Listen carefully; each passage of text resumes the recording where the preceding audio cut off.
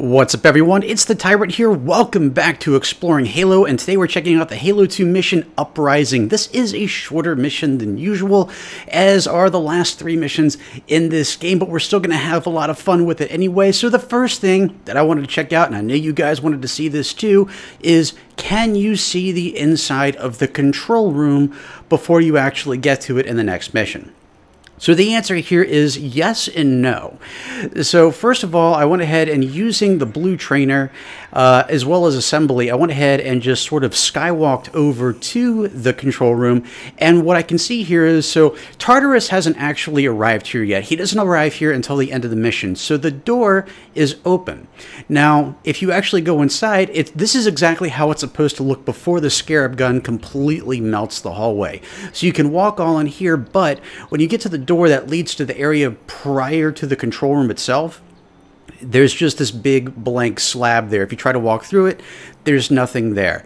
Now, when I tried to actually get to the control room itself, the big dome thing, when I walked inside, there's still nothing there, unfortunately. This didn't surprise me a whole lot, but of course, with this mission being so tied so well into the Great Journey, I didn't know for sure. But no, there's nothing in here, unfortunately. But you can see the hallway leading up to it prior to it getting completely nuked by the Scarab. The next thing I wanted to see is if we could get to the bridge area that you can see in the Great Journey, where there's a Phantom there, there's a bunch of Jackals, a Jackal Sniper, and some drones. Now, if you look over here off to the right, there is no bridge, which didn't surprise me, but if you look at the two doors, the entrance and exit that the bridge is on, you can see placeholders for them there. And so what I wanted to do was see if there's any rooms behind there. Of course, I tried, I checked both sides. There are no rooms, unfortunately, but at least we can see the placeholders for the next mission, which I think is pretty awesome.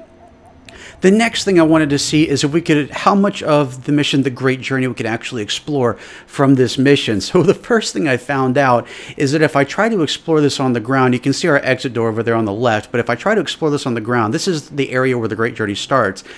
The mission fades off and it cuts away, and the mission basically ends.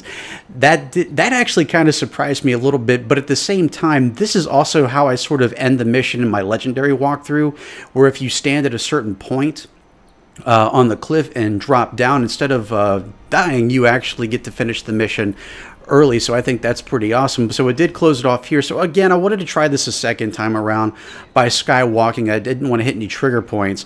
And so if I skywalk past this, I can actually go around the corner. This is where, of course, you're engaging all the ghosts and the specters and the wraiths in the mission, The Great Journey. If you go here, then it eventually stops. You see just a blank space. It just goes off into the distance. Right there, there's no way you can walk further past. You can't fall from this area here. It's just an invisible wall. That's it. This is as far as you can go for the Great Journey.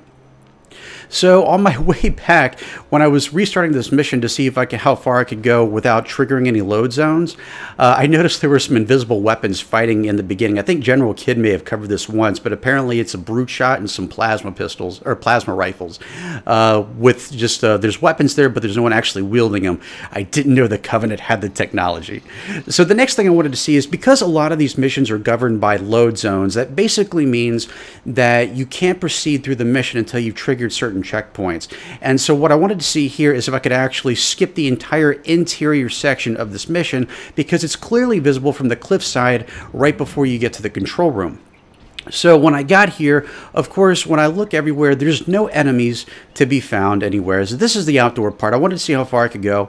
There's no enemies. There's no vehicles or anything of that nature. And so you can pretty much walk freely here without having to worry about any enemies stopping you or getting ambushed by any Jackal snipers. I'm sure we have a lot of people out here who don't like Halo 2 Jackal snipers, specifically on Legendary. So you can go all around here and just look at the different places. There's no enemies that can stop you. The only thing I see here is what looks like a Covenant booster tower, which apparently they need, because, spoiler alert, the Covenant use AT&T.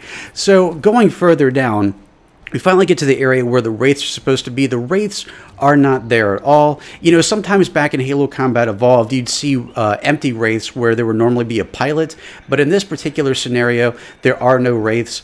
You can just proceed as normal. Now, when I got to the final room, where you can pick up all the weapons. I wasn't expecting weapons to actually be loaded there. I figured with the rest of the mission, they'd all be gone. But no, you can pick up all the weapons here. They're all still loaded. Of course, I've got to pick up one of my favorite Halo 2 weapons, and that's the fuel rod gun. So yeah, this is exploring Uprising in Halo 2. I know this video is a little bit shorter than the ones we've had previously, but again, it is a short mission, but we are going to have a lot of fun with the next 2 missions as well, as we did with this one. And I'd love to hear your thoughts on this. If you learned anything new that you didn't notice before from this mission, I'd love to hear your thoughts and comments in the comment section below. And I want to take a moment to thank you all for taking the time out of your busy day to sit down and watch this video. I really do hope you enjoyed it. And if you did, I hope you'll consider subscribing for more great content right here on MythicTyrant.com. Thank you all so much for watching. I hope everyone here has a wonderful week. I'll catch you all right back here next time, and as always, I'm the Tyrant, signing off.